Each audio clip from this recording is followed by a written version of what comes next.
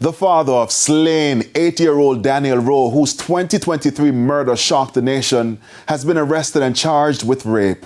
Police Corporal Norval Rowe, a 24-year veteran of the Jamaica Constabulary Force JCF, was on Thursday taken into custody at the Central Village Police Station in St. Catherine following a ruling from the Director of Public Prosecutions DPP. According to reports, the DPP ruled that Rowe be charged after allegations surfaced that he sexually assaulted a 16-year-old girl at the same Central Village Police facility where he was stationed. He was taken into custody by his colleagues. The JCF has not yet released additional details on the latest allegations, nor indicated whether Rowe will be placed on suspension or interdiction pending court proceedings. His daughter Danielle was abducted from her school in Portmore, St. Catherine, and later killed. In that case, Rowe's then lover, Coyote Sachel, was arrested and subsequently sentenced to life in prison for the child's murder.